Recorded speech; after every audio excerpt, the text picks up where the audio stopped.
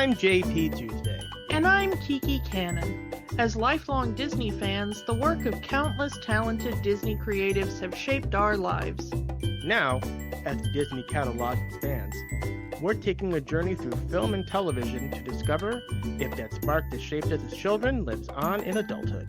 Does your favorite Disney media still cast that same spell?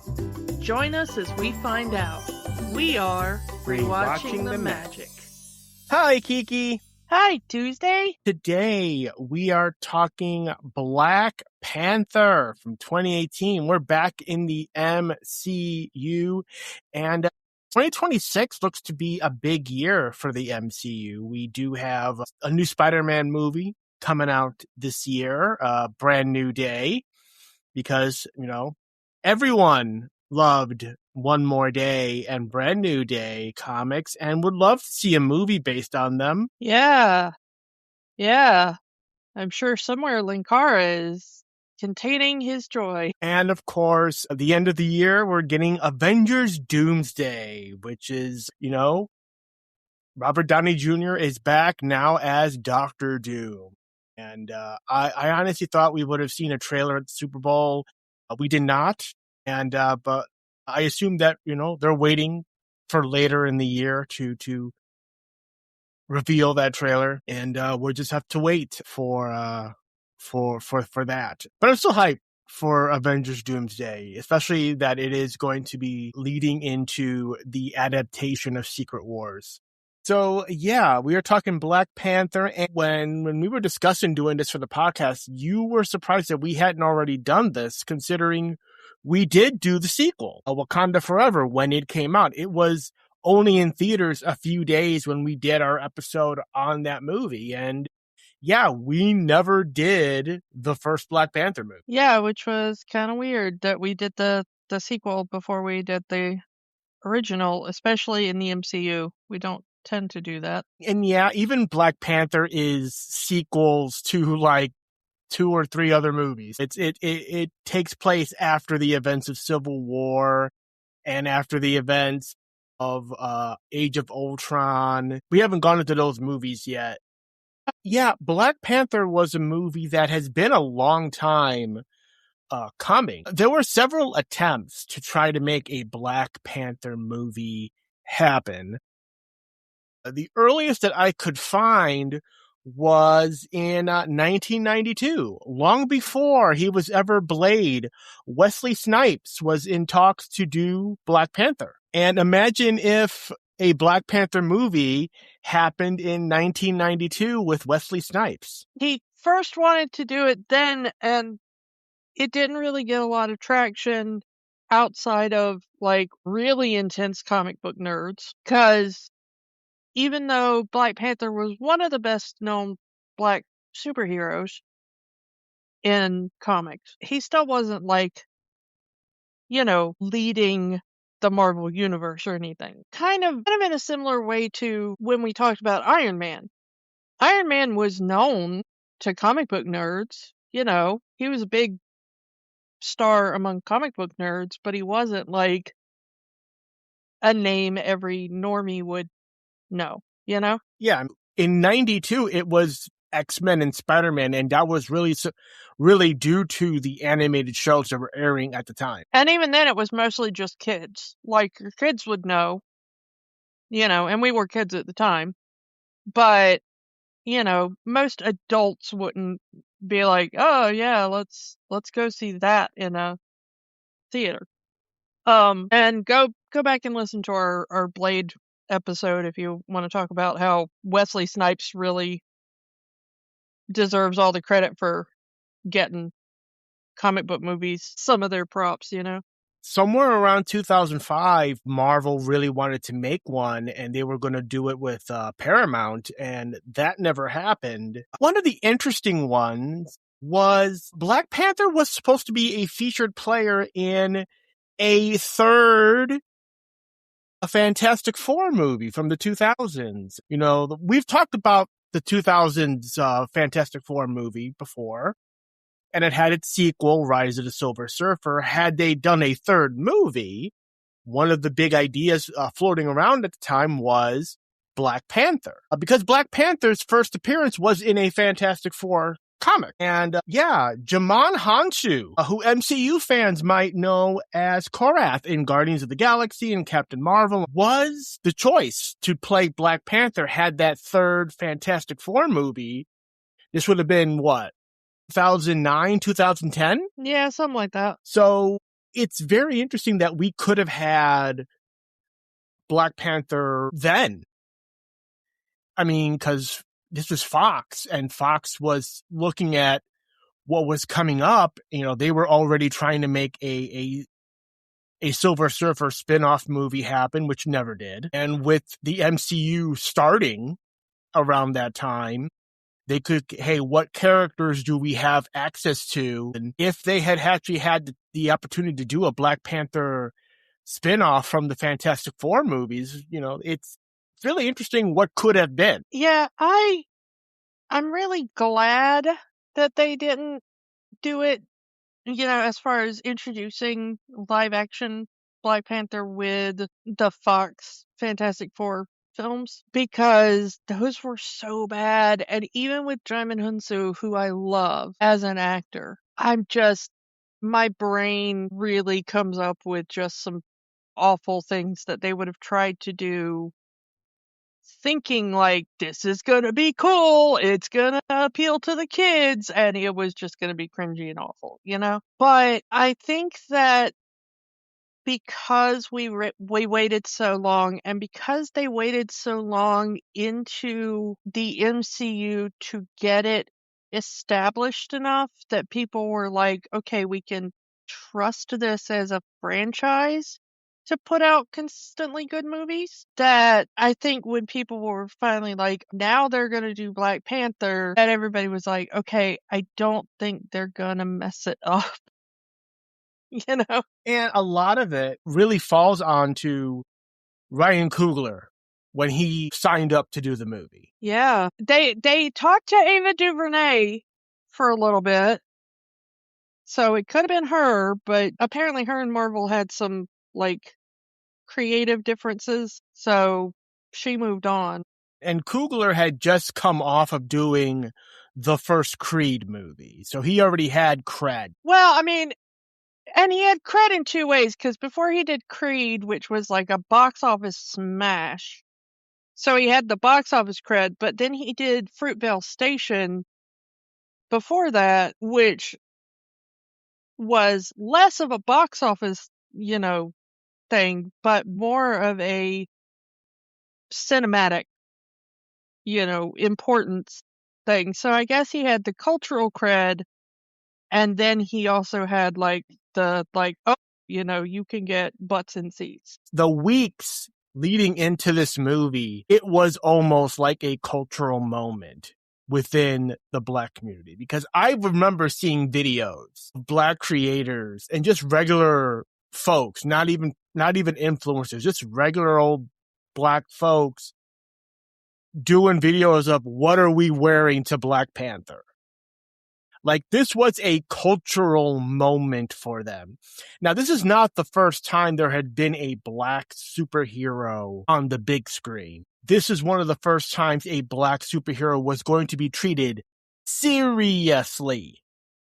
Because prior to Blade, when you think Black superhero movies, you're thinking Steel. You're thinking Meteor Man. You're thinking Blank Man. And two of those movies are comedies. So now you have Ryan Coogler coming in, and he's going to be treating this superhero seriously. And it is going to have a lot of the culture is influencing into this movie. So this became a big moment. And again, I'm not a Black person. I am a Latino man. I know you don't hear it in my voice.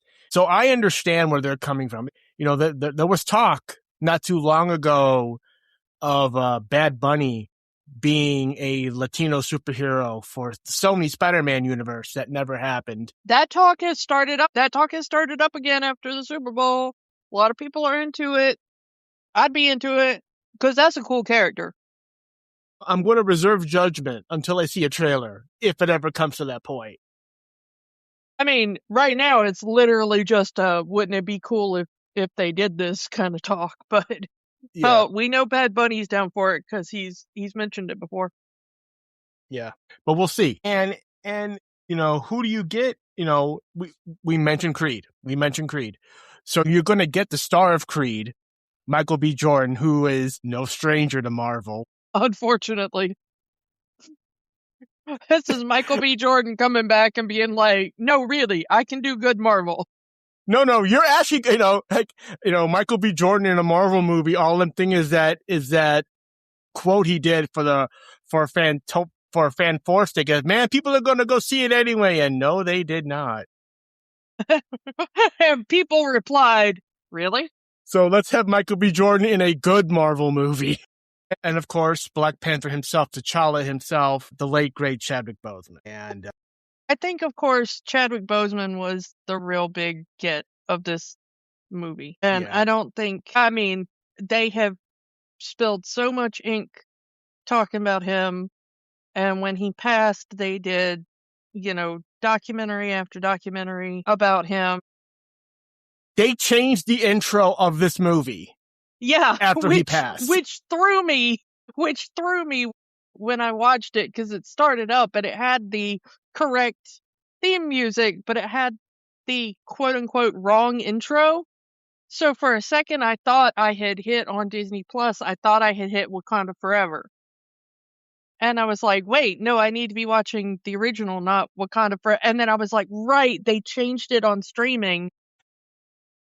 If you watch this movie on streaming or if you have the digital copy, they did change the intro to be a memorial intro for Chadwick Boseman. I have the original Blu-ray release, which does not have that intro. Yeah, it was easier for me to pull it up on Disney Plus at the time. And I was like, wait, did I hit the wrong Black Panther movie? So it threw me for a second. And then I was like, oh yeah, right. They did that. And then they never changed it back. I thought it was going to be like a thing, like we're going to do this for like 6 months or whatever. And then we're going to put it back. And then they didn't, they just left it, which is kind of interesting. For me, Chadwick Boseman, I probably saw him in other stuff, but to me, I didn't know who Chadwick Boseman was until like a few years prior to this, Get On Up, the James Brown biopic where he played James Brown. And he was great in that movie. Yeah, I had seen him in a few things, but not really any of the ones that are his like really big remembered things now. Prior to his MCU work. Just also prior to this, I never saw the film, but of course he played Jackie Robinson in 42, and he was in Gods of Egypt. Yeah, I knew of him because of his work in 42, but I did not see that until after Black Panther came out. So it was one of those things of when I was looking at like, okay, what have I seen him in? I had seen him in other things, and then I was like, and I remember how much the acting community was talking about what an amazing actor he was and how you were going to have to like really watch out for him. Because they were like, he is going to be like absolute leading man material. Yeah, and he was. And of course, we do have to talk about his passing. He kept his illness from everyone, kept his pain private, and his death was sudden.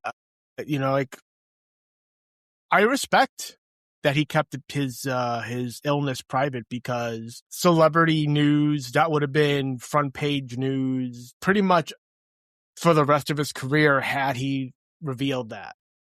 Kind of like now with, not to talk about someone else in this one, but, like almost every tabloid every week for me, I see some sort of story involving, Bruce Willis. He's dying. His health is deteriorating, blah, blah, blah.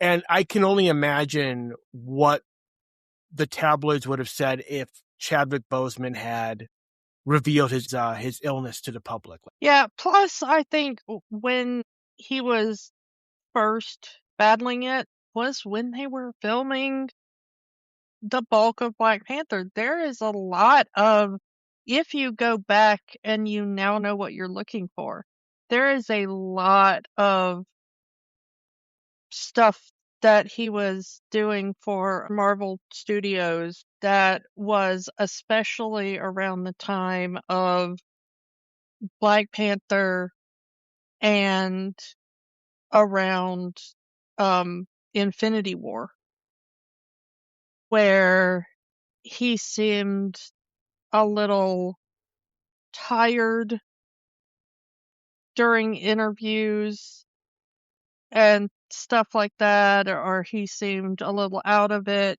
there. I remember at the time there being speculation of like, yeah, I really like Chadwick Boseman as an actor, but like when he goes out on these press junkets, it's like, was he drinking the night before? Does he have, some kind of issue? Is he just not taking this seriously? Maybe Marvel needs to get him in line. And then after his passing, then they were like, oh, well, he first found out, and they kind of gave the timeline.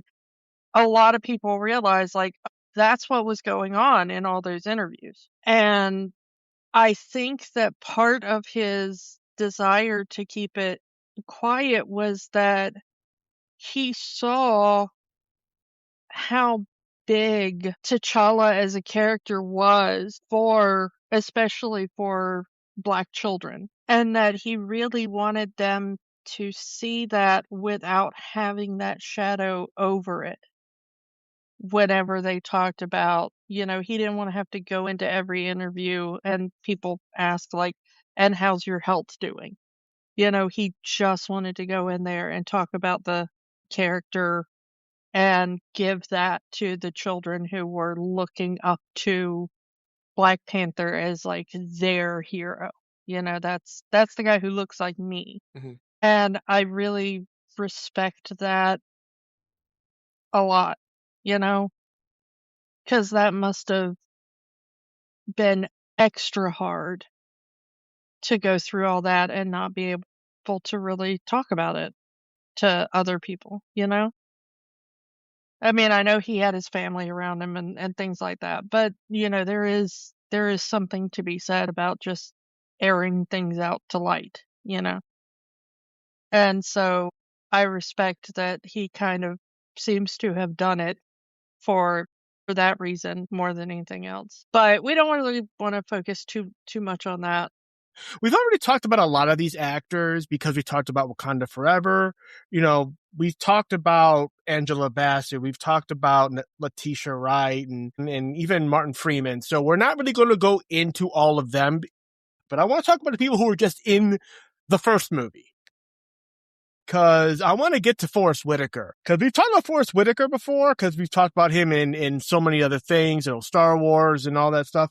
So it is very interesting that Forrest Whitaker is part of the Star Wars universe and the Marvel universe. But the one thing that was the talk of the movie when it came out was Denzel Whitaker, no relation. Yeah. Playing young Forrest Whitaker. And he looks like a young Forrest Whitaker. To the point was, when the movie came out, I thought, is he related? They have the same last name. They kind of look alike. Did they just get one of his family members who was an actor to just play him as a young man? And it's like, no. They just found this guy. He just happens to look like a young Forrest Whitaker. He just happens to have the same last name. And he just happened to have been named after Denzel Washington, who his parents were big fans of. So.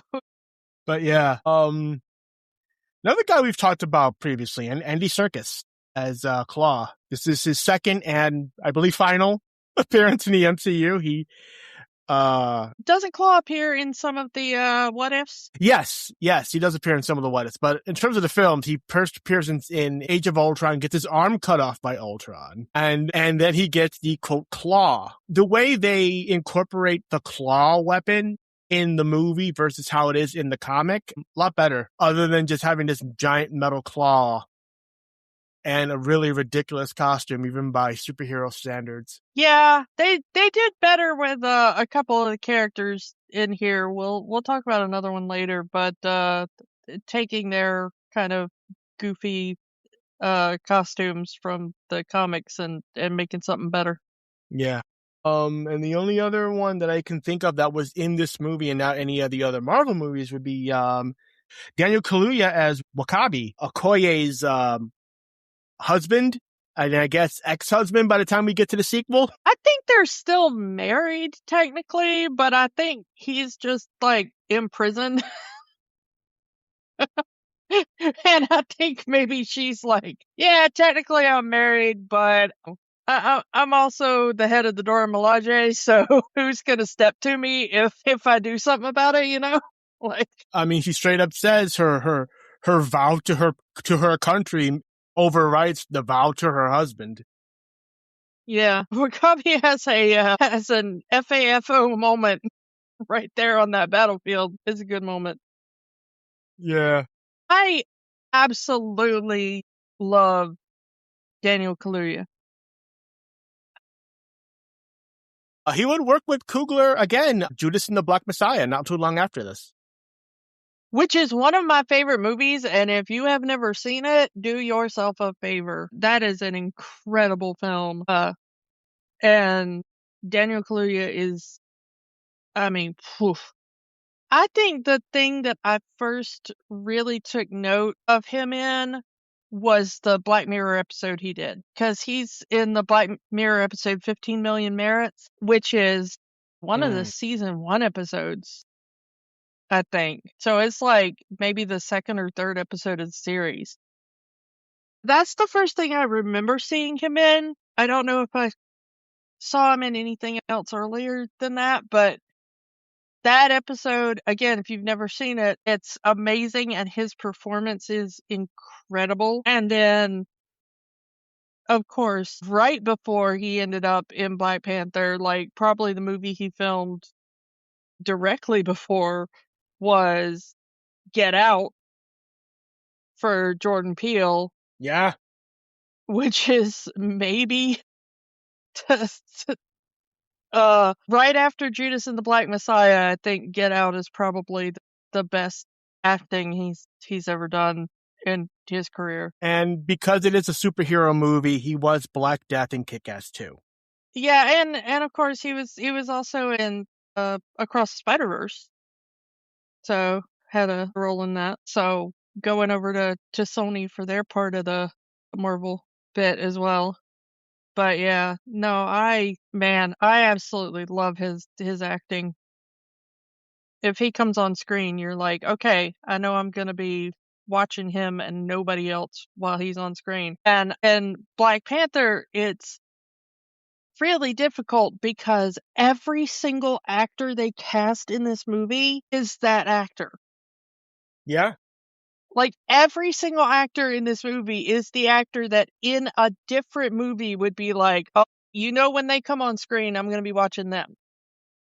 And they got all those actors and put them in one movie. And now you're like, okay, I don't know where to look because literally everybody on screen right now is absolutely at the top of their game and is the person I want to be focused on. And that's what makes this movie so good to watch just over and over and over again. Because you can be like, okay, I'm going to watch this entire movie again, and I'm only going to focus on this character now. And you will see an entire different movie.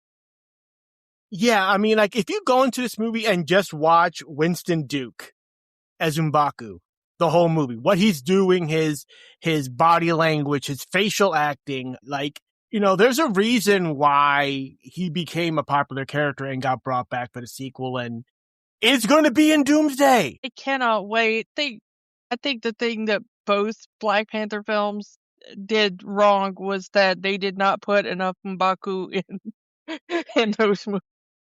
Which makes me wonder what he's going to do in Doomsday. His role might not be that big, but hopefully he'll have enough screen time that he'll make an impression. Considering literally every actor in the absolute universe, I'm not talking about the Marvel universe, I'm talking about the entire freaking universe. Everybody that's ever stepped in front of a camera is going to be in Doomsday, it seems like. The entire multiverse is going to be in this movie. Yeah, so it's like, if you have ever been in front of a camera, if you, dear listener, have ever been in a movie for 2 seconds, you are going to be in Doomsday somehow. You may not know it yet, but you will be. It's Disney, and they have the contracts to do that now. Yeah, like our friend Lindsay says, everybody will wake up one day working for Disney and not realize it. But the cast in this movie is just so insane with, like, how great they are, and the fact that they got all of these legends, and some of them weren't even legends yet. Some of them, this was like one of their breakthrough movies, and then the next movie that came out after this was the thing that cemented them as like, oh yeah, that's the person that you're gonna want to watch. Yeah. But even the tiny little things, like Njobu is Killmonger's father, that's Sterling K. Brown, and he's got like 4 minutes of screen time, and most of that is a flashback on the ancestral plane.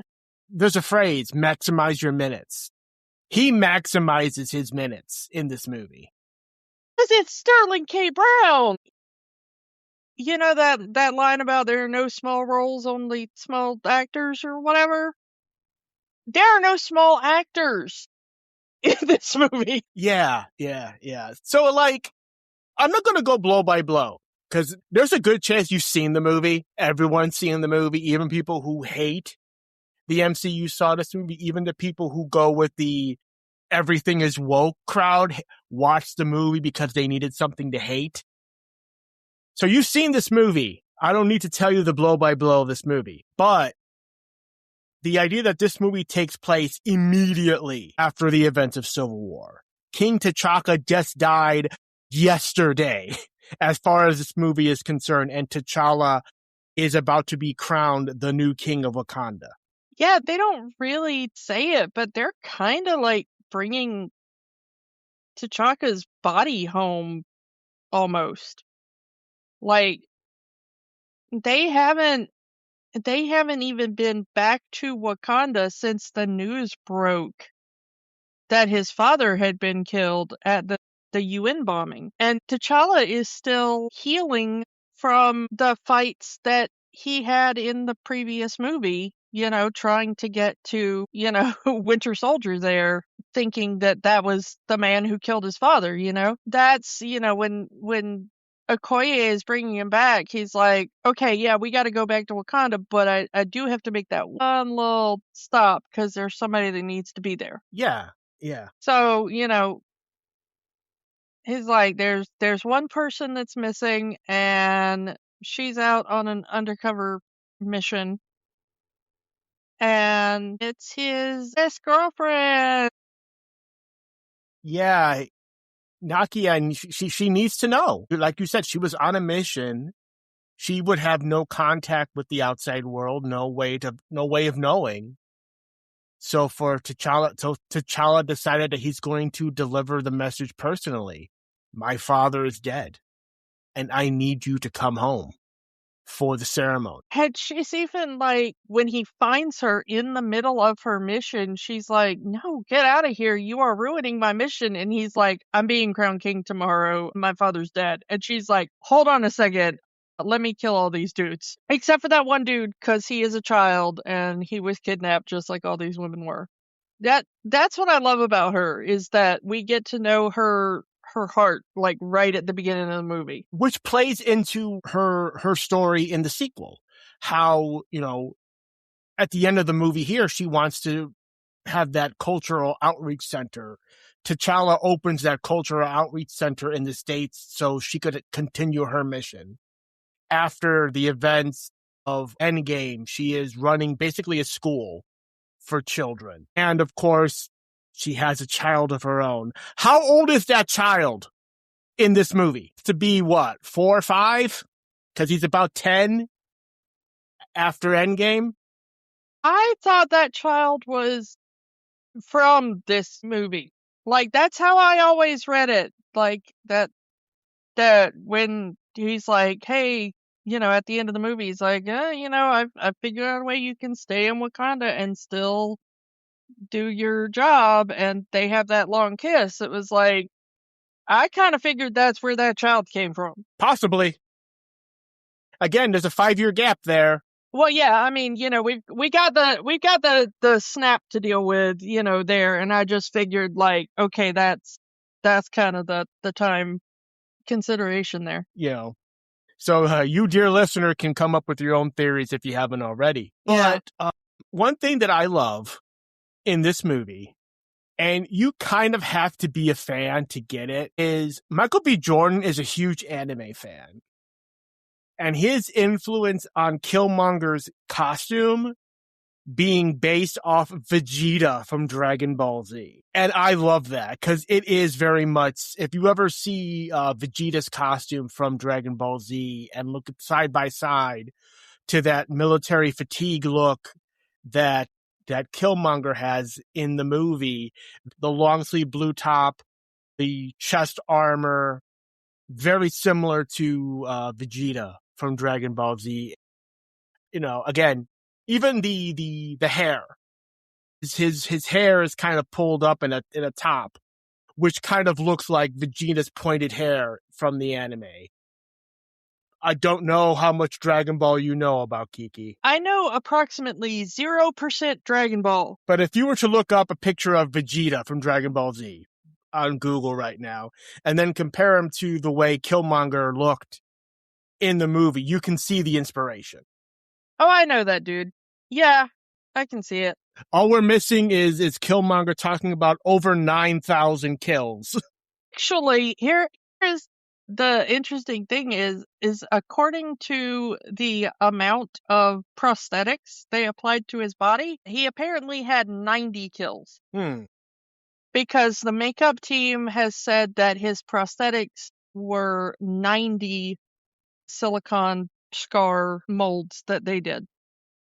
So I guess technically in canon, he had 90 kills that he recorded on himself in that way. I guess those were the important ones because none of them really looked fresh, and he killed several more people toward the beginning of that movie. And if he recorded like every single human life he took, then there would have been like parts on his back where they would have had to do like fresh looking scars, but they're all healed. I mean, we're not talking Victor Zsasz here. That's a deep cut reference. But, let's pull the Band-Aid off here because, we've talked about this before of the MCU having the relatable villain. The villain with a cause. The villain that you can empathize with. When this movie came out, we've talked about the phrase Magneto was right. When this movie came out, the phrase Killmonger was right was a lot of people were saying it. And yes, he kind of is, but it's also, we have to have him twist that viewpoint to make him a villain. Because yes, he makes a valid point, and it's the same valid point that was passed down to him by his father. The Wakandans have advanced weaponry and advanced technology beyond any other country in the world because of their vibranium. And they've kept it to themselves. They've kept themselves hidden from the world. To the outside world, they are simply a farming nation. There's that dome over their country that hides the advanced city underneath. Why did they not at any point try to liberate their fellow Africans? Why didn't they try to save them? All they did was care about themselves. We care about Wakanda and Wakanda alone, not anyone else, despite their own brothers and sisters being enslaved, Yeah. That is the central thing about this film, because, talked about the Magneto was right thing. And one of the big things when creating a lot of the tension between Magneto and Professor X, as we've talked about before, was that they took a lot of the tension between, like, Dr. Martin Luther King Jr. and somebody like Malcolm X, with Magneto being more on the Malcolm X side of, like, peaceful resistance and stuff is not, all of it. And when they were preparing for the film, it said that Chadwick Boseman was really looking into, like, speeches from Nelson Mandela and people like that, whereas Michael B. Jordan was looking into people like Malcolm X and people like Huey P. Newton and people like Fred Hampton, who, we just talked about Daniel Kaluuya would go on to play in Ryan Coogler's next movie. So, these Black activists who were more in the, like, let's arm ourselves for revolution rather than let us be peaceful about it and let's try to reason with those who would keep us down. But the interesting thing about it is the reason why I love that we see Nakia so early in the film and we see what she's done as a war dog, and we see the story in flashback of how, they talk about Jobu became radicalized because they sent him to America, to Oakland, in the 80s as a war dog, as one of these undercover spies for Wakanda. And he ended up being like, okay, stuff is really messed up here. And we have the technology to make a difference. Why are we not helping? Why are we just sitting in our little holographic bubble in Wakanda and not helping people who truly need help? And this opening scene takes place in 1992. Do you know what happened in Southern California in 1992 that would have Black people upset? I mean, yes, because I was alive then and I remember watching it on the news every night. Let's say it, the Rodney King riot. Jobu even says they are over policed. I mean, he says everything except saying the name. Mm-hmm. Because the name would mean nothing to T'Chaka. But, yeah, he's bringing up all the exact issues that he's been watching outside the window of his apartment that they've got him holed up in, And the interesting thing is that Jobo goes out and he sees all this and he's like, okay, I'm going to sell weapons to Claw so that they can get out to these people who are planning on fighting back against their oppressors. And then later we see Nakia, she's not to that point, but when they're like, hey, come back to Wakanda, come back, and, like, let's not dance around too much about it. Like, T'Challa's basically like, come back and be queen. He's basically like, I still love you. We should have never broke up. Whatever it was, we never really get a lot about their former relationship. But you kind of have the idea that it was like, he was like, one day I'm going to be king and it's going to be nice and cushy. And she was like, yeah, but I kind of want to, I want to do something, I don't want to be a figurehead. Not to say anything against Ramonda, because Ramonda's amazing, but you have a feeling that's probably what broke them up. And he was like, now that I am king, I am going to need a queen. I want it to be you, And she's like, okay, but I have been out in the world. I have seen what's been going on out there. And do you actually realize the level of horror that is being perpetrated to people who look like us in different places around the world?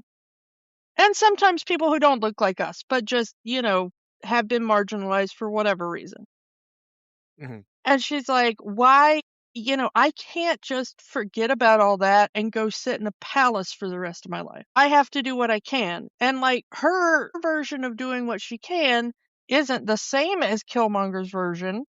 And it isn't the same as in Jobu's version, but it is it's the idea that once people actually do leave the bubble of Wakanda, that there is this, call it radicalization if you want, but there is this awakening that happens to them where they're like, perhaps we should be doing something. And their something might differ, on what their solution to the problem is, but they're like, we are the most advanced nation on the planet. Why are we doing literally nothing except just watching? It's very much to go into a different franchise, very much Doctor Who.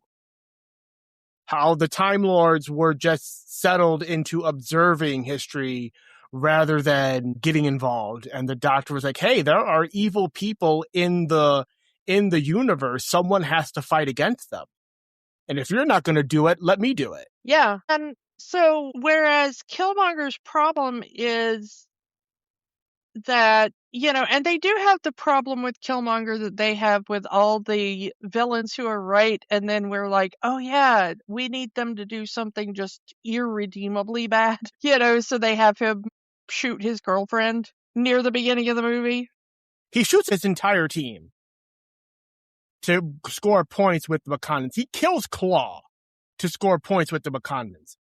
But the point is, what to me pushes Killmonger, going from Killmonger was right to he needs to be stopped, is that he goes from, we're not going to just liberate our people. We're not just going to right the wrongs that happened to our people. We are going to subjugate every other nation in the world for what they did to our people. I forget who said it. And dear listener, feel free to post a comment of who actually said this. In that, there was someone that said, they're lucky all we want is equality and not revenge. So that is kind of the same thing here. It is not equality that Killmonger wants. It's revenge.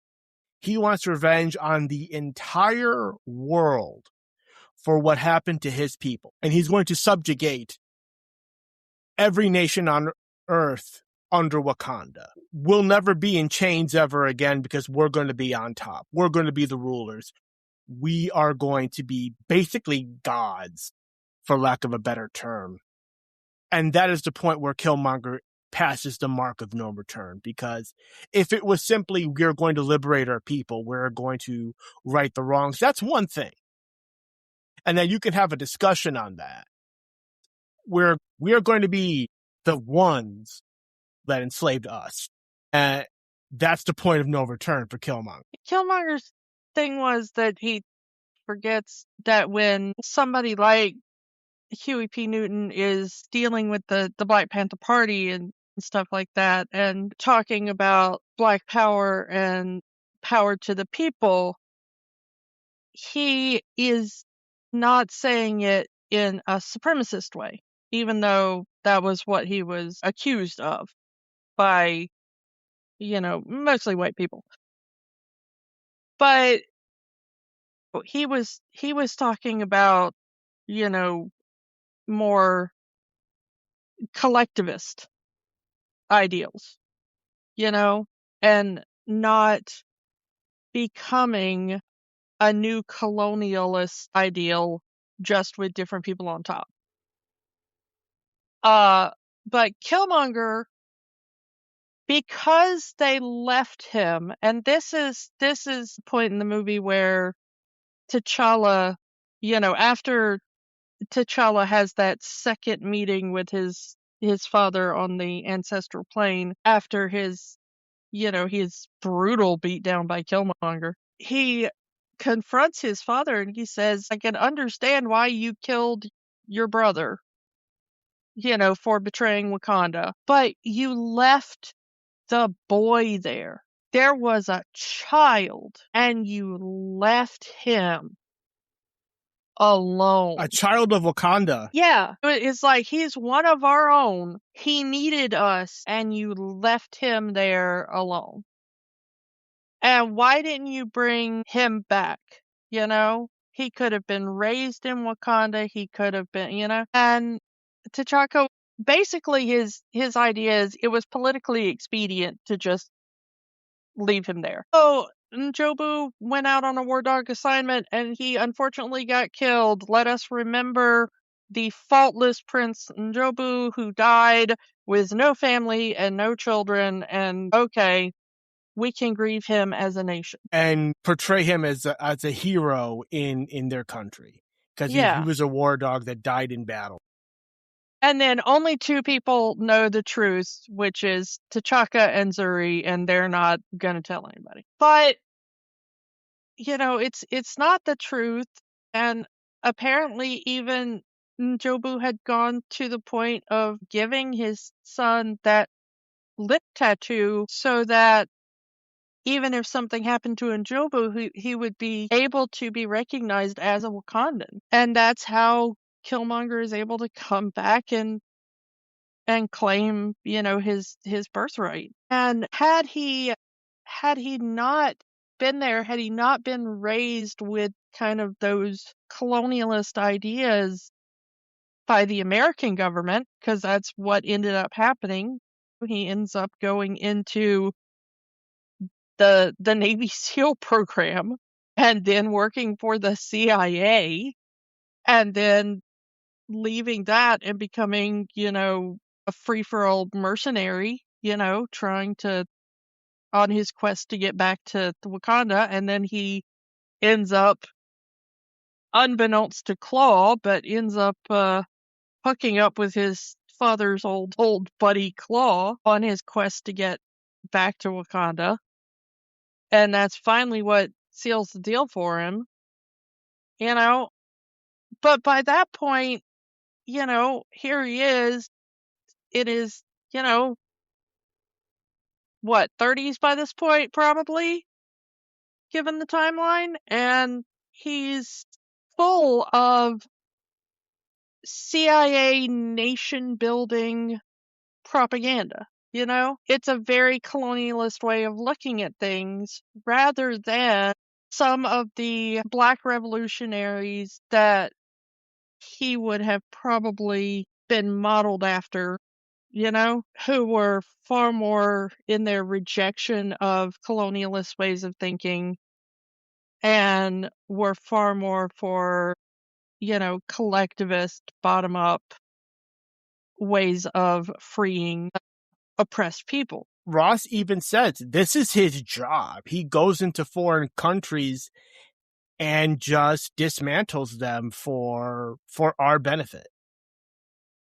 And that's why he's doing what he's doing in Wakanda. They taught him to do this. Yeah, he's using the CIA playbook. He's just now doing it with the power of Wakanda behind him. And that's what makes him so dangerous. And so when you look at Nakia, who has a very similar ideology, because she is eventually the one, that her and what happens with Killmonger are what eventually prove to T'Challa that, can't keep Wakanda in a bubble, man. You gotta open it up and you gotta help the world, which definitely brings its own problems. It's always gonna.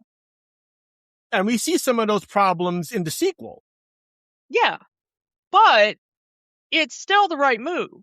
But the difference between the two of them and their ideology is that Nakia has the Wakandan backing of unity and collectivism behind her, and the rejection of colonialist mindset and nation building mindset. Whereas because Killmonger was left to be I guess he grew up with his mother.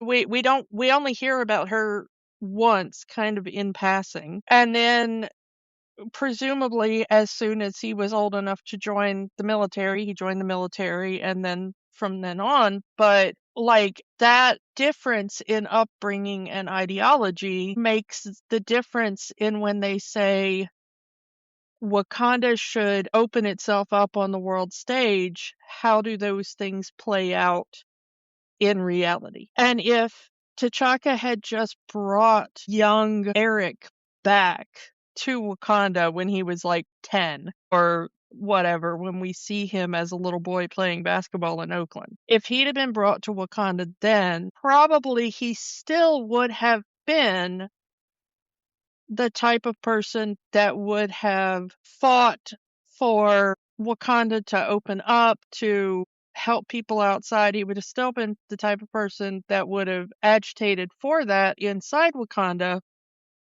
but he wouldn't have been the sort of dangerous person to be like, and now I need to take over the throne and use Wakanda as a tool of nation building, and now the sun will never set on the Wakandan Empire, you know? Yeah, that phrase kind of, if you know the origins of that phrase, you kind of get where he's coming from. Yeah, it is a moment that Michael B. Jordan makes your blood run cold, when he's sitting on that throne and he's like, the sun will never set on the Wakandan Empire. And you're like, does nobody else in this room know their world history? Like, are you not terrified? And you just have Wakabi sitting there like, yeah, that sounds great. Wakandan Empire, sure. Make Wakanda great again. Yes, that's a guy who did not go to history class. And it's like, it's also Killmonger's revenge on Wakanda.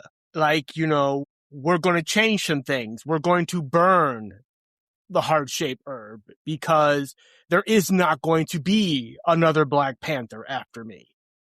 We're not going to do the challenges anymore because there will never be another king after me. The interesting thing to me about the burning of the heart-shaped herb is like, if you're that guy with that set of ideas, all these kind of dictators, empire builders and stuff like that, they usually do want it to stay in their family or in their political party or something, They usually have an idea of like, when I'm 176 and I finally kick off of old age or whatever, like it's usually something that's like a little zany and out there.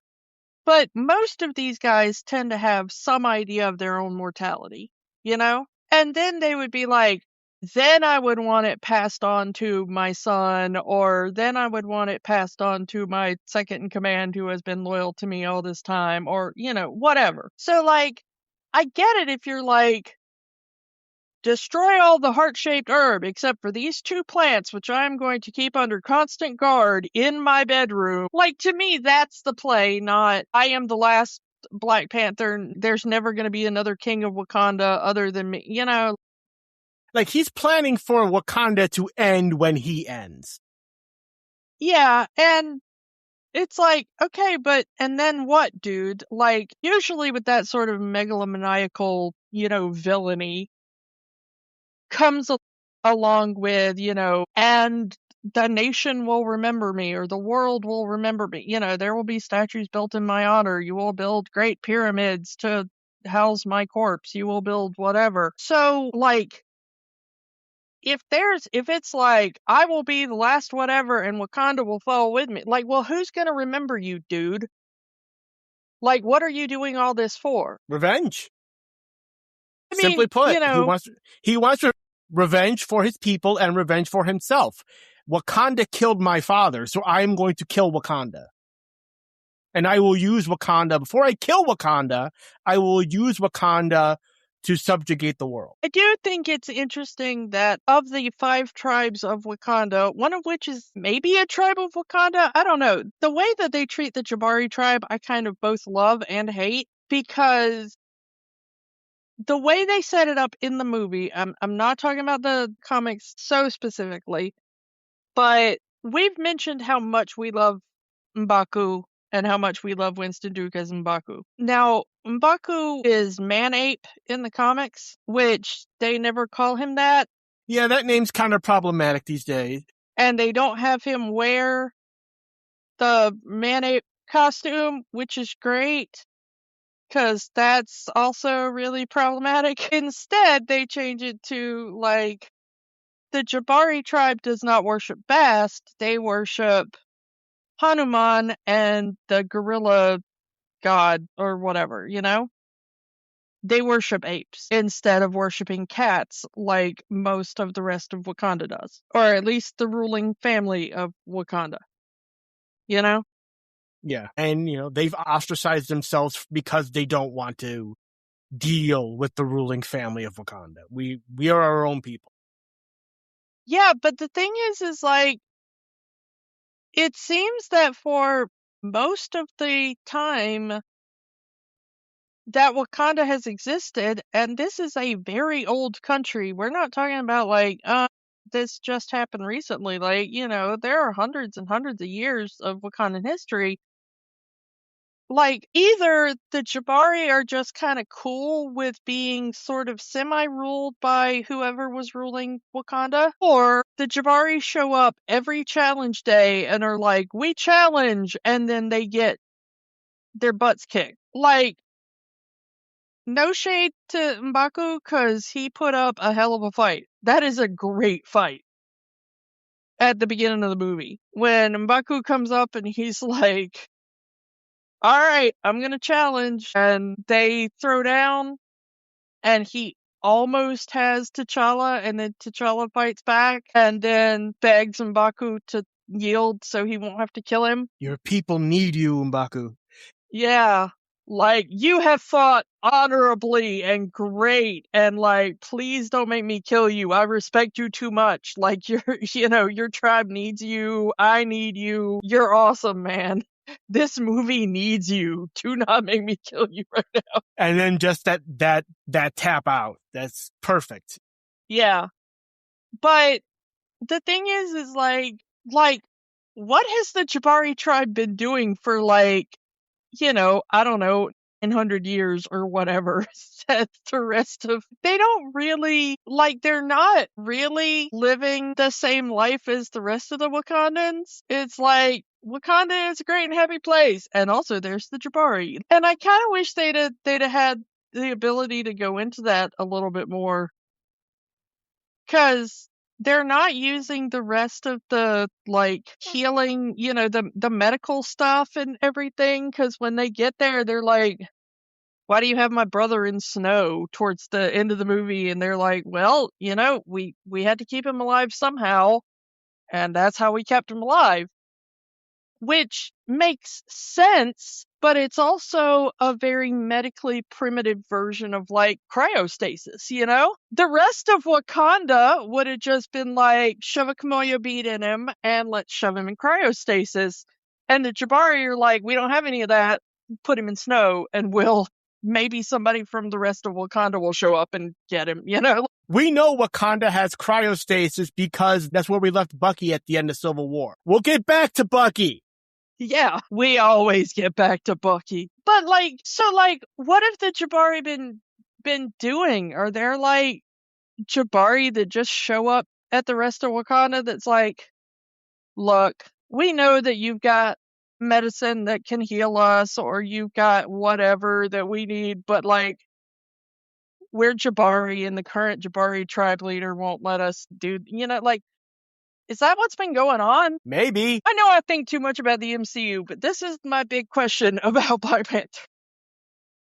I think it's just like we don't want to be, we don't want to be reliant on the Wakandan royal family's stuff.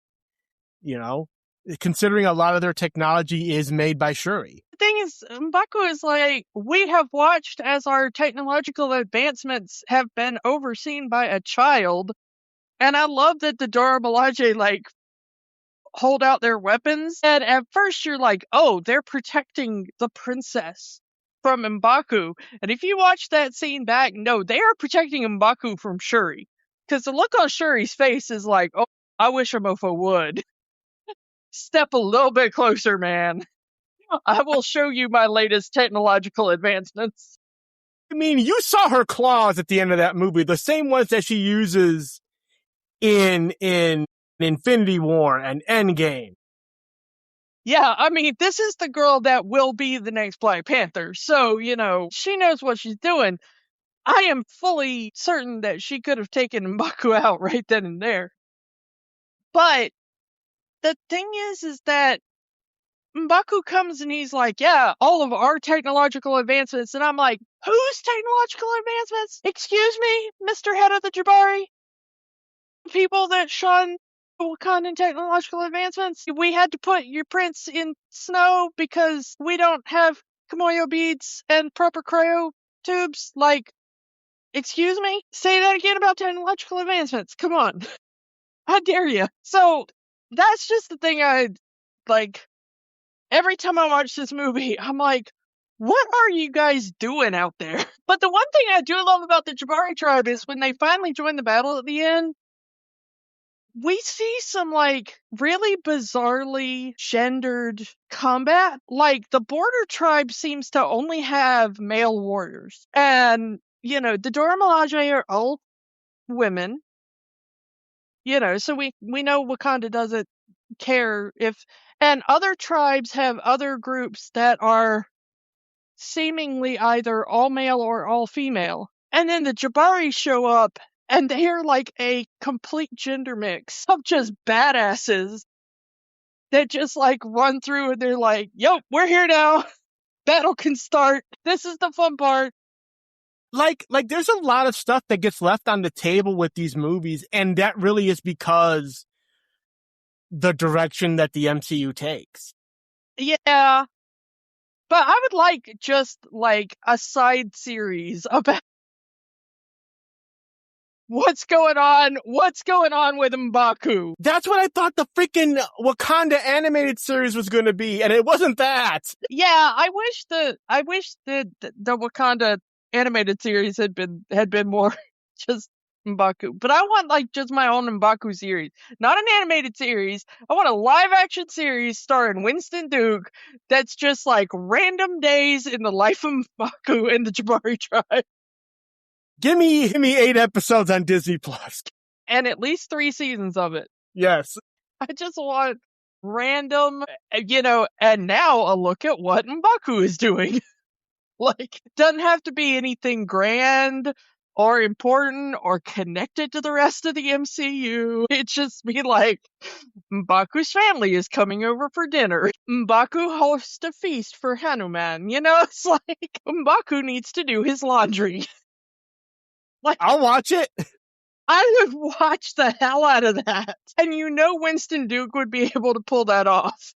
It doesn't matter what they give him to do as M'Baku. It would be great. I would watch so much of that. But I do love that in the scene where they have to go and beg M'Baku is you're the last person that technically is not sworn to Killmonger who can challenge Killmonger, who we trust with the power of the Black Panther and whatever. And they go and Ramonda, Angela Bassett, oh my god. She really has her time more in the second movie, but she's so good in this movie too.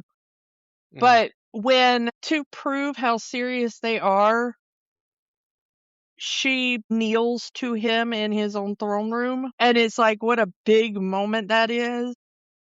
The Queen of Wakanda, the Queen Mother of Wakanda, is bowing to this other lord and please, I need your help. Please help me. Free my country from this tyrant. And then there's they have these Wakandans who are okay, the Queen Mother bows, and then Shuri's all right, my mother has bowed, I will bow as well. And then Nakio, who's I think she's from the River Tribe or whatever originally, but she's technically, she's a war dog, but not really high up in the, chain of anything. And she's I will still bow to you and, revere you as our leader. And it's this big moment. And then you've got just Ross standing to the side of I have no idea who any of you people are, but I guess we're doing the kneeling thing now. And I'm just going to go along with it. well, this person is obviously some sort of royalty, and we have to show respect to this royalty. And they're like, get up, white boy. Well, but the thing is I do love that the second he's like, let me show you something. The first one to their feet is Ross, because he's like, I am an American. We do not bow. We do not bow to anybody. Like, this is very unnatural for me. I just love, just the interactions between Ross and Shuri. Another broken white boy for me to fix. Shut up, colonizer. Yeah, which that another broken white boy for me to fix really should have had Ross going like, what other broken white boys have you been fixing? The fact that went over his CIA training to maybe ask a question, I'm very disappointed in you. But we got it. We knew who she was talking about. I mean, yeah, like, that was one for the fandom, but, like, what kind of spy are you, Ross, that you did not ask a follow-up question? Like, oh, fix many broken white boys around here, do you? Like, this a normal thing for you? Just another random Thursday? Like, what you got going on here, sir? You missed a trick there, Ross. I'm disappointed in you, man. I'm more disappointed in that than I am in your American accent. And boy, am I disappointed in your American accent. The fact that he is named Everett Ross, and in the comics, he is related to Thunderbolt Ross, and they've never interacted. Well, also in the comics, he's like a complete numpty, too. Like, he is, he's like the Gomer Pyle of agents in the comic books half the time. At least he was before the MCU. My understanding is they've kind of changed him to be more in line with like Martin Freeman's portrayal. But I think Martin Freeman coming into this movie was like, oh, okay, I'll play an agent. Who am I playing? And they like showed him, and he was like, yeah, I'm not going to do that. Like, I want to be like a legit like spy. He already played the same act with Bilbo. Yeah, I think this was just, they needed somebody to be the replacement for Coulson, but they didn't, they didn't really have anybody set up at this point. So they had to pull a different agent that wasn't S.H.I.E.L.D. related, because you can't use S.H.I.E.L.D. by this point, because we've already done the Civil War storyline. And there's 6 people in S.H.I.E.L.D. that are trustworthy, and we know all of them. Yeah. So if you're like, oh, here's just a random S.H.I.E.L.D. agent, then you're like, well, that guy's not, But, and like, we haven't really talked about it yet, because we haven't really talked about Civil War. Like, this was right when Marvel Television and Marvel Studios weren't really playing friendly with each other. Yeah. We had talked about it when we talked about, Agents of S.H.I.E.L.D., how, towards the end of that series, they weren't getting the heads up from Marvel Studios anymore and had to rewrite their show on the fly to match up with the movies. Yeah, I mean, I'm still hoping for justice for Agents of S.H.I.E.L.D. one of these days, but the I mean, we're getting some of the TV show character. I mean, we're getting Jessica Jones back in the new season of Daredevil, so maybe there's hope. But I do like what they eventually did with Ross. I mean, he is pretty funny as comic relief in this, and he is also helpful. He proves that he's not just a comic relief character. He actually does put himself on the line for Wakanda several times in this movie. First in saving Nakia, which, he takes the bullet for her, and that's what gets him to Wakanda in the first place. Because they realize that if they leave him with the Americans, he might live, but he'll be, the bullet hit his spine, and so he might live, but, his prognosis isn't as good as if they take him to Wakanda, where they can completely heal his spinal injury. And once they do, and he realizes what's going on, and furthermore, he realizes that it's an American-trained agent in Killmonger that is causing the issue. He stays in that pilot seat, even knowing that that could be the last thing he does. Even though he's not in danger from the battle outside, there is one ship that has made it to Shuri's lab and is firing directly at the room he's in. And if he doesn't finish the battle in time, he's a goner, you know? And also, he scored a baddie like Valentina. Yeah. Go Everett Ross. Yes, it didn't work out and you two got divorced, but you still scored the baddie. Yeah, I mean, that is on the score sheet somewhere. But we don't know that about him until later, so we can't give him points for that in this film just yet. But I do like how they work his portrayal. You know, at first he's just like the annoying CIA guy, and then you're like, okay, he is somebody that's actually kind of on the up and up with the Wakandans, which is kind of cool. It is interesting seeing that evolution of Everett Ross going from Civil War into Black Panther 1 and all the way into Wakanda Forever.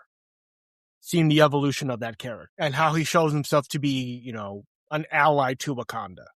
Even though his loyalty is to his country, he considers the Wakandans friends. And in the scene where we first meet him, we also get our Stan Lee cameo for this one. This was one of the final ones he filmed, really.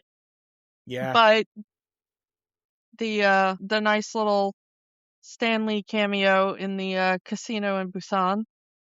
I want to come back to Shuri for a minute because Shuri very much bucks tradition in this movie. It's very much, you know, I'm wearing this corset and I want to get out of it as soon as we can.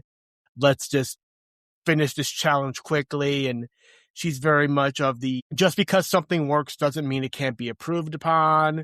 And just in general, bucking the traditions of Wakanda, which plays into her story in the sequel, where she becomes a Black Panther. And, you know, very similar to Killmonger. That's why she ends up seeing, you know, to talk about the sequel a bit, it's why she ends up seeing Killmonger in the ancestral plane, because much like Killmonger, she is bucking the tradition of Wakanda for it in a different way. Yes. But it's very much, you know, her wanting to take the, you know, move forward. It's different than how Killmonger wants to buck tradition. And it could be attributed to her being young, but it's also attributed to her being more science focused versus focused on worship of Bast, anything else involving Wakanda. Because she is a woman of science, she wants to have a more science focused. She has a more science focused vision of Wakanda. At least in the first movie before we get really into the second. Yeah.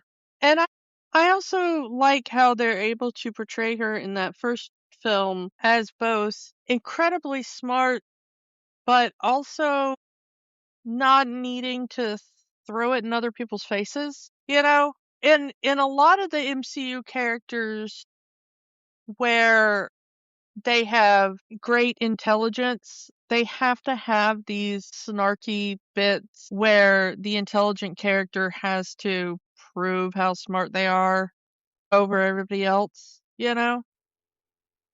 And it tends to come off as slightly unlikable in a lot of ways. Tony Stark has a lot of them over the course of the movies. In some of the Fox Fantastic Four movies, you get a lot of them with Mr. Fantastic. They pulled that back a lot, you know, once they did MCU Fantastic Four, which I was glad about. But a lot of that has to do with Ryan Coogler's writing. Yeah, and Shuri's just kind of effortlessly, I know I'm the smartest one here, but I don't have to constantly go around and prove it to you. I don't have to remind everybody every second that I'm here. I know I'm the smartest person in this room, and that's enough. But she just still has her little quips and her one-liners and her teases for her brother. And I love that because you believe that these two are brother and sister. Yeah, and that she is willing to show him deference, you know, when they're kind of in public and when it's an official event and everything. But behind the scenes, when it's just the royal family or whatever, you know, she's like, yeah, okay, we all know you're going to be king. That's fine. I don't care. I'm happy doing my science, but also I'm going to, you know, make fun of you. I'm going to film you getting your butt handed to you by a mannequin. I'm going to film, you know, like. I'm going to flip you off behind mom's back. Yeah. Which is such a kid sister thing to do. Yeah, just flipping him off like, Mom, ready?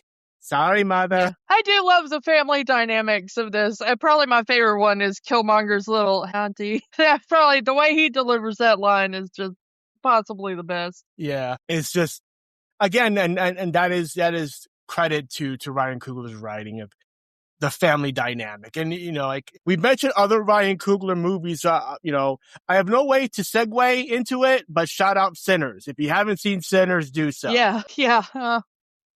Going up. This is being recorded before the Oscars, but you know, everybody got high hopes. Yeah. So that final scene after you know, Killmonger's death, where he chooses to die.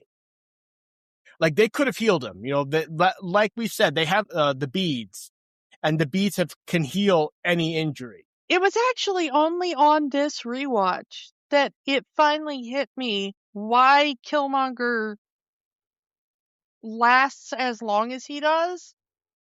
Because in my brain, you know, I'm thinking like, okay, he's got a spearhead shoved through his sternum and into his heart or lung or both. Okay? Now, yes, it's in there and it's keeping pressure on, and that's going to help some. Okay? But, I mean, that's still kind of a long elevator ride up to that point where he's watching the sunset and everything. But it's also, he's still wearing a vibranium suit that is protecting him. He still has the power of the heart-shaped herb in his body. Also, the weapon that's in his chest is made of vibranium. What is the Kimoya bead made out of that keeps, you know, Ross stable earlier in the movie? Vibranium. You know, and so they're talking about that. So, like, the fact that he goes like, no, I'm going to reject that. Yeah, he's still got the heart-shaped herb in him. He's still got the suit on, but once he pulls out the vibranium that's actively inside his body, that's when he finally dies, is when he pulls the spear out. He says his line, you know, the greatest line about, you know, bury me in the ocean when my ancestors knew that death was preferable to bondage. And then he pulls that spear out and he falls over dead. Like, he chooses his moment to die. And it took me years to kind of put that together. Like, oh, it's the vibranium in the weapon that's actually kind of holding him together. He's not in a position to fight, but it is, you know, it's doing more than anything else. And also, can we just talk real quick about the two suits that they got that, like, because those suits are the two suits that he has the choice before going to Busan that T'Challa has.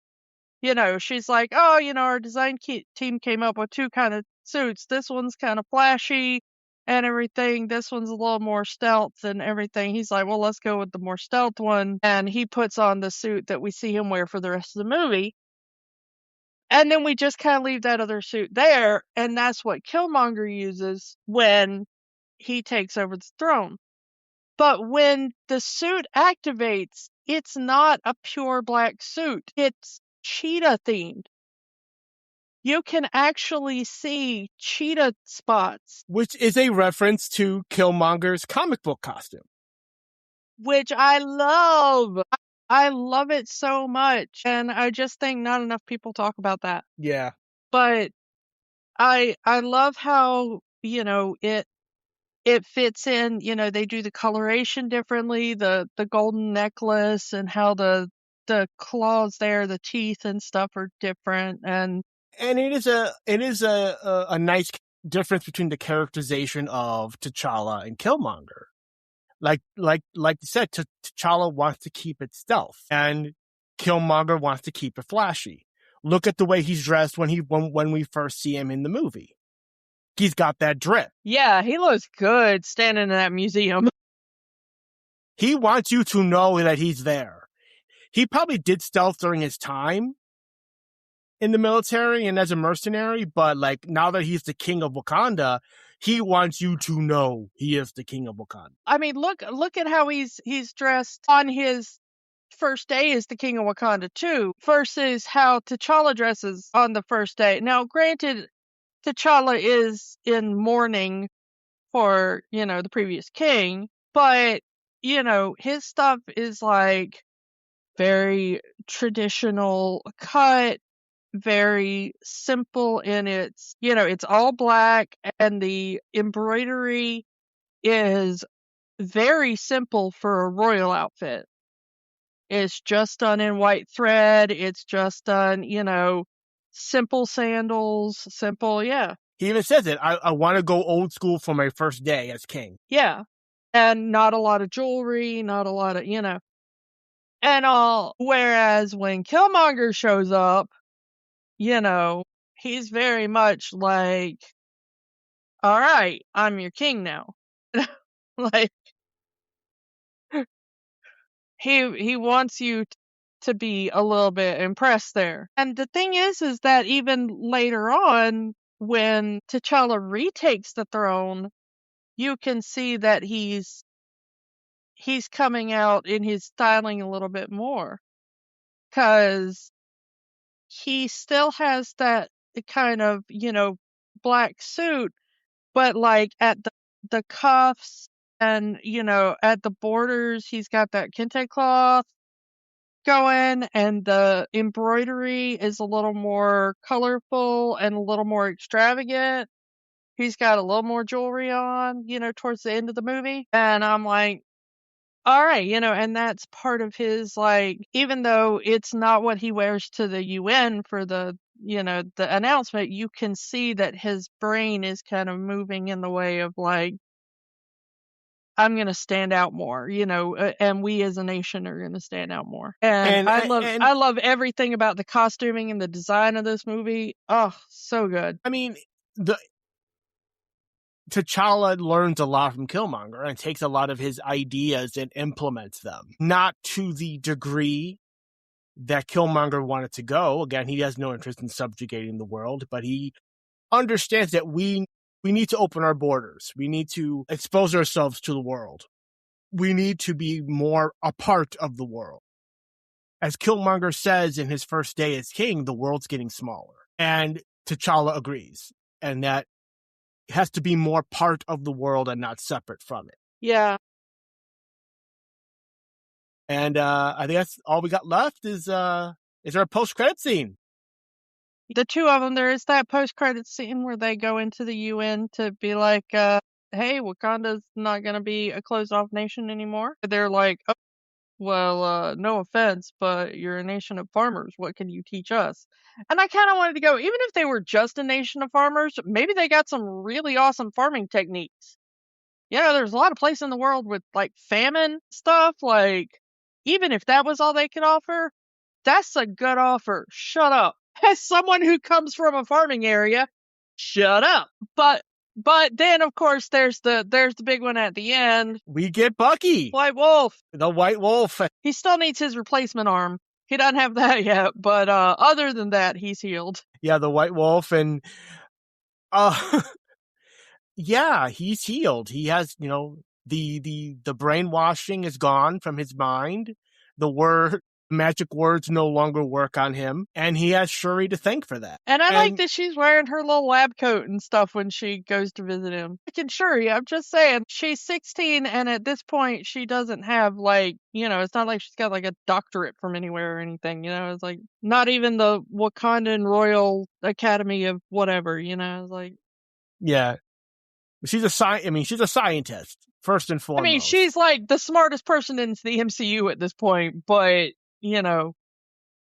no shade, but, it's still, like, really adorable to watch her, like, walk up in lab coat to Bucky, because we don't really see her doing that previously in the movie. She's just kind of hanging out in her own clothes.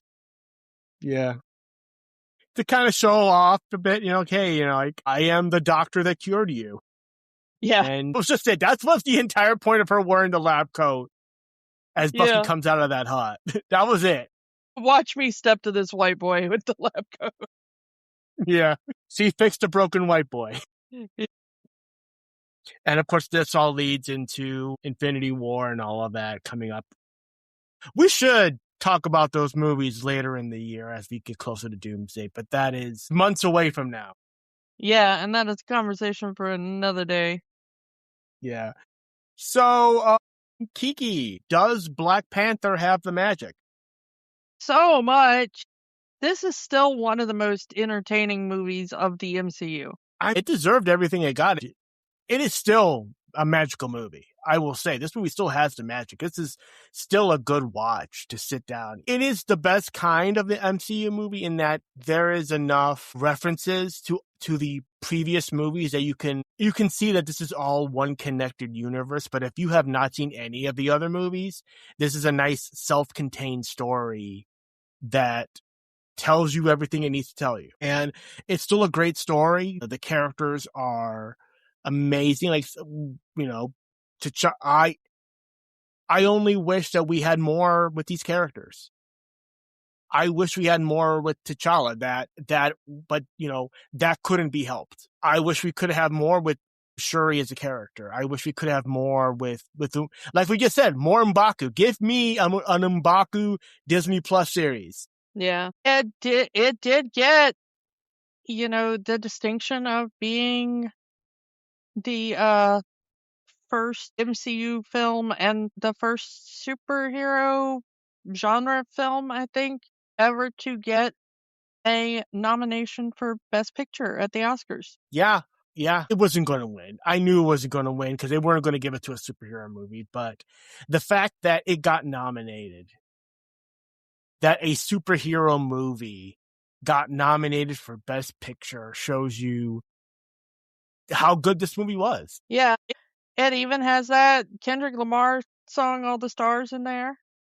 Yeah. That also got an Oscar nomination. So it was a big moment for the Black community. I'm glad that it ended up being such a good movie. I think it would have been such a heartbreak if it was a kind of, like just a mediocre movie, But the fact that it was just an incredible movie where everything went right. And the only thing that you can fault it on is that there's not more of it. It's like you just wanted more of that character, more of the other character. I wish we could have expanded on that character. They were going to do an entire Okoye series. And Denai Guerrero was in on it, and she was like, she'd already signed the contract. It was like, yeah, I'll start an Okoye series, and then they canceled it before it ever got started. I want to punch whoever made that decision. I would love an Okoye series. Okoye is my favorite character, even more than M'Baku, and we talked a lot about how much I like M'Baku. Yeah, that would have been a great way to cover the relationship between Okoye and W'Kabi after his betrayal. Yeah, I think they were going to have it be like a prequel, like, how did Okoye become the general or whatever, but, I would watch at any point in her life. Yeah. Like, I would watch a series about how she became the general and the leader of the Dora Milaje. I would watch a series about what happened to her after, the events of the two movies we've seen. I would watch anything about that character. What was she doing during those 5 years when T'Challa was gone? Yeah. I mean, we saw her in at the beginning of Endgame that she seems to be some sort of high rank in Wakanda, talking to the Avengers on that. So yeah. I think that's all we can say on Black Panther. So let's move on. Next week, we go into The Abyss. This is going to be a very interesting movie to talk about. Back into Fox world, and should we tell our listeners to go back to listen to our Alien episode as a primer? I mean, you don't have to, but it'd be nice for our numbers if you want to. We wouldn't be mad at you. Yeah, so come back next week for The Abyss, and we will talk to you all next time. Bye. Bye. Don't let the magic stop here. Keep the conversation going. Find us on Facebook, Instagram, and Threads at Rewatching the Magic. We are also on Blue Sky, rewatchingthemagic.bsky.social. And new episodes are available at rewatchingthemagic.podbean.com and youtube.com/@rewatchingthemagic. Remember, the magic is for everyone. It only stops if you let it. We know that right now, things are tough. But in the words of Jim Henson, the only way the magic works is by hard work. But hard work can be fun. Check out our show notes for ways that you can help.